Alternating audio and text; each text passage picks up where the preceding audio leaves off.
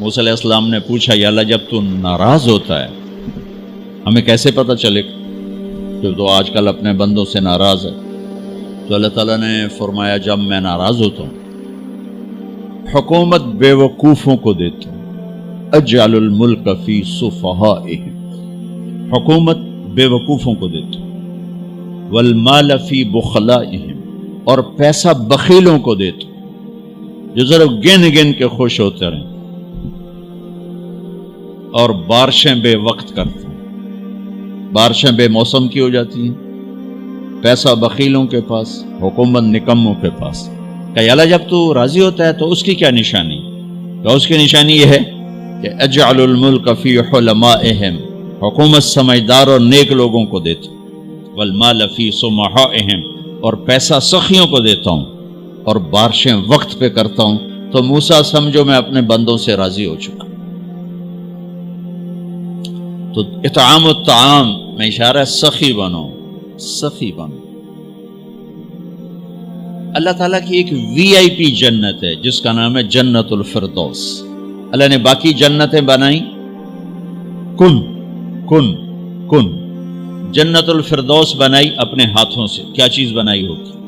تو اللہ نے کہا وعزتی وجلالی لا یجاورنی فیکی بخیل، اے جنت مجھے اپنے عزت و جلال کی قسم تیرے اندر بخیل نہیں جا سکتا، مرد یا عورت بخیل نہیں جا سکتا، سخی جائے گا، بخیل نہیں جا سکتا۔ بخیل سے اللہ کی دوستی لگ نہیں سکتی اور سخی سے ٹوٹ نہیں سکتی۔ شیطان کہتا ہے میں عبادت گزار اور بخیل ہو تو مجھے کوئی ڈر نہیں لگتا، یہ آپ پہ ہی ماریا جائے گا، یہ کہتے ہیں آپ پہ جا بیٹھ ڈھانا ہے، یہ جو پیسے کی کشش ہے اس کو مار دے گی۔ اور نافرمان سخی سے ڈرتا رہتا ہوں کہ پتہ نہیں کب بخشا جائے، پتہ نہیں کب بخشا جائے، کب سخاوت کو اللہ پسند کر کے چلو پار کرتے۔ اچھا، جبریل پوچھتے ہیں یا رسول اللہ مل ایمان، ایمان کیا ہے؟ تو آپ نے فرمایا ان تؤمن باللہ وملائکتہ وکتبہ ورسلہ وبالبعث بعد الموت۔ ایمان عقیدہ، اللہ پر، فرشتوں پر، کتابوں پر، رسولوں پر، موت کے بعد کی زندگی۔ یہ مدینے کا سوال ہے۔ اب آخری حج کا سوال ہے یا رسول اللہ مل ایمان۔ پہلے سوال کرنے والے جبریل ہیں اور یہ سوال کرنے والے عمر بن عبس ہیں۔ یا رسول اللہ مل ایمان، ایمان کیا ہے؟ تو آپ نے کیا جواب دیا؟ الصبر والسماحہ، الصبر والسماحہ۔ اب چھت بتا رہے ہیں کہ ایمان یہ ہے صبر کر اور معاف کر، صبر کر اور معاف کر۔ میرے بھائی بہنوں، میرے رب کی قسم، جیسے یہ ہے نا وجعلنا من الماء كل شيء حي افلا يؤمنون، اللہ نے ہر جاندار کا لازمی جز پانی بنایا۔ پانی نکال دو تو آدمی مر جاتا، ڈی ہائیڈریشن سے موت واقع ہو جاتی۔ ہر جاندار کا لازمی جز پانی، دین کی تمام صفات کا لازمی جز صبر۔ صبر نکال دو تو سارا دین کچرا بن جاتا، صبر نکال دو۔ تو میرے نبی نے فرمایا ایمان کیا ہے؟ صبر کرو، معاف کرو۔ معاف وہی کرے گا جو صبر کرے گا، جسے صبر نہیں آتا اسے معاف کرنا بھی نہیں آتا۔ تو ایمان قیامت کے دن اعلان ہوگا صبر والے کھڑے ہو جاؤ، تھوڑی سی جماعت کھڑی ہوگی، بلکہ چلو جنت میں جاؤ۔ ان کو اللہ بغیر حساب کے جنت میں ڈال دے گا۔ اور جب آپ صبر کرتے ہیں تو ایک طاقت بنتا ہے، لوگوں کی منفی چیزوں کو آپ اپنے اندر سہتے ہیں، برداشت کرتے ہیں۔ صبر اس کو پروسیس کرتا ہے، پھر وہ طاقت بنا کے آپ کے اندر سے باہر پھینکتا ہے، جو پہاڑوں میں سوراخ کر دیتی ہے اگر ہم صبر کرنا سیکھ اور معاف کرنا سیکھ۔ 21 برس قتل کرنے والوں کے منصوبے بنانے والے اہل مکہ، آپ نے ایک بول پہ فرمایا جاؤ معاف کر۔ کمال، 21 برس قتل کے پیچھے پھرتے رہے۔ جنگ خندق کے فوراً بعد مکہ میں قحط آ گیا، تو ہمارے نبی نے 300 دینار 300 دینار تو 10-15 لاکھ روپیہ بنتا ہے. آپ نے مکے میں ابو سفیان کو بھجوایا جو جنگ خندق کا سالار بن کے آیا تھا. آپ نے کہا مکے والوں میں کہتا ہے ان کو کھانے کھلاؤ میری طرف سے. تو ابو سفیان کہنے لگے واہ محمد تیرے قربان جاؤں, ہم تجھے قتل کرنے کے پیچھے پھر رہے ہیں تو ہمیں کھانے کھلاتا پھرتا ہے. یہ میرے نبی کے اخلاق ہے, میرا نبی کو معاف کرنا ہے. آپ سوئے ہوئے ہیں, آپ کی تلوار اٹھا کر ایک بدو نے آپ کے پسلی میں ماری, آپ اٹھ کے بیٹھ گئے تو کہنے لگا کون بچائے گا, یعنی میں تیار ہو جا. تو آپ نے کہا اللہ. آپ نے کہا اللہ تو اس کا ہاتھ کانپا اور تلوار گر گئی.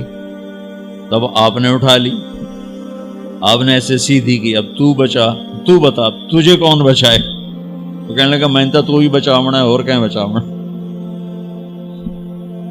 تو آپ نے کہا کلمہ پڑھتے ہو؟ کہنے لگا نہیں پڑھتا. اب تو آپ اس کی گردن اڑوا دے, یہ خود ہی اڑا دیتے. جو کہہ رہا میں کلمہ نہیں پڑھتا ہوں. قتل کے ارادے سے آنا ہی اس کے قتل کے لیے کافی تھا. آپ نے فرمایا کلمہ پڑھتے ہو؟ کہنے لگا نہیں. آپ نے کہا جاؤ معاف جاؤ معاف. صحابہ کے سامنے جاؤ معاف. انسان اور خطا لازمی ہے, اگر معاف کرنا نہ سیکھا تو ہم خود ہی دکھی ہو کے رہ جائیں. لوگوں کے زخم بھلا دو, اللہ پہ ڈال دو, اللہ صلہ دے گا, زندگی پرسکون ہو جائے گی. دیکھو ہم اپنے یہ کرتے پر داغ نہیں لگنے دیتے, اپنے بس سے داغ. کھانا کھانے بیٹھو نیپکن, یہ دیکھو ابھی نیپکن پڑے ہوئے, رکھو اگو رکھو توڑے چولے تو کوئی سالانہ ڈھے پاگے, ٹھیک یہ تو پھر بھی دھل جائے گا. لیکن یہاں داغ لگا کبھی نفرت کا, کبھی غصے کا, کبھی انتقام کا, کبھی حسد کا, کبھی بغض کا, کبھی کینے کا.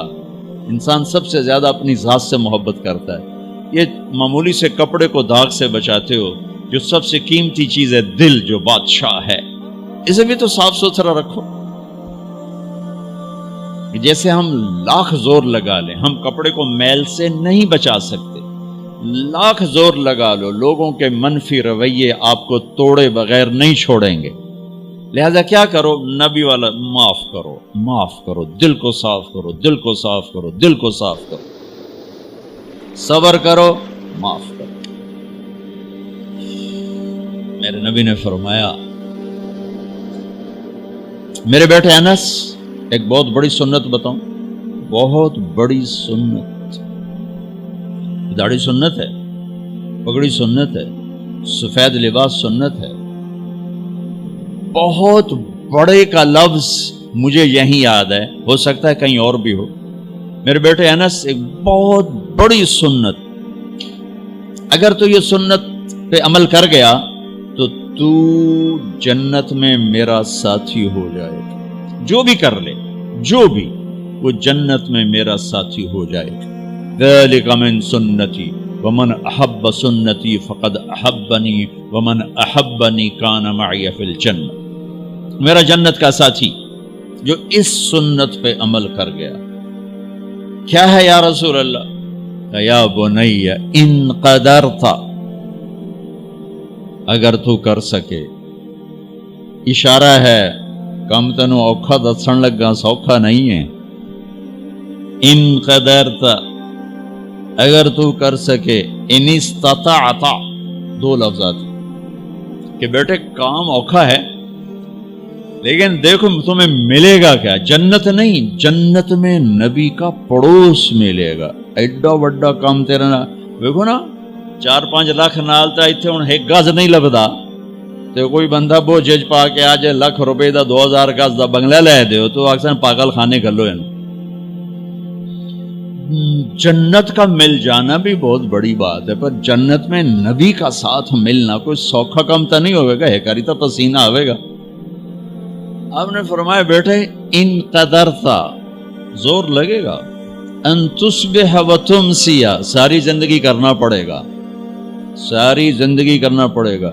داڑھی تو ایک دفعہ رکھ لی ہے، اب تھوڑی صفائی ستھرائی ہے، لیکن یہ روزانہ کرنا پڑے گا، صبح شام کرنا پڑے گا، ساری زندگی کرنا پڑے گا، اور تو اس میں تھکے گا۔ کیا ہے؟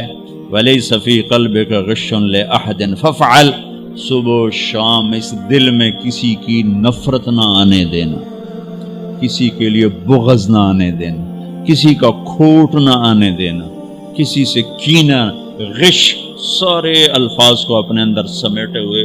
اور میرے نبی کی عجیب بات، لے احد، لے احد، لے احد، کسی بھی انسان، مسلمان نہیں کہا، مومن نہیں کہا، نیک آدمی، نیک عورت نہیں، کسی بھی انسان، لے احدن۔ آج لے احد 7 ارب انسانوں پہ بولا جا رہا ہے۔ میرے نبی فرما رہے ہیں، میرے بیٹے، دنیا کے تمام انسانوں سے دل صاف رکھنا، کیا ہوگا؟ چاہیے تو جنت میں میرا ساتھی بن جائے۔ تو بھائیو بہنوں، ایمان کو مکمل کرنا ہے تو صبر کرنا سیکھو، معاف کرنا سیکھو، چپ رہنا سیکھو۔ ساز خاموش ہیں، فریاد سے معمور ہیں۔ جواب دینا تو کیا مسئلہ ہے، طاقت چپ رہنے پہ لگتی۔ کوئی ابھر جائے، بیٹا ابھر جائے، بیوی ابھر جائے، خامد ابھر جائے، چپ ہو جاؤ، گزار دو اس طوفان کو۔ واپسی میں ایمان کی وہ اللہ حلاوت مٹھاس دے گا، ساری زندگی محسوس کرتے پھرو۔ یہ صفت بھی معاشرے میں کوئی نہیں، نہ کوئی معاف کرنا جانتا ہے، نہ کوئی صبر کرنا جانتا۔ تو یہ میں وہ چیزیں بتا رہا ہوں جو معاشرے میں کوئی نہیں ہے، میں اور آپ کر لیں گے تو ہماری قیمت بڑی لگ جائے گی۔ تو اسلام کی ابتدا بھی بتا دی، انتہا بھی بتا دی، ایمان کی ابتدا بھی بتا دی، انتہا بھی بتا دی۔ یہ شروع ہوتا ہے عبادات سے، عقائد سے، اور مکمل ہوتا ہے اخلاق پر، درگزر پر، اخلاق کی تمام صفات۔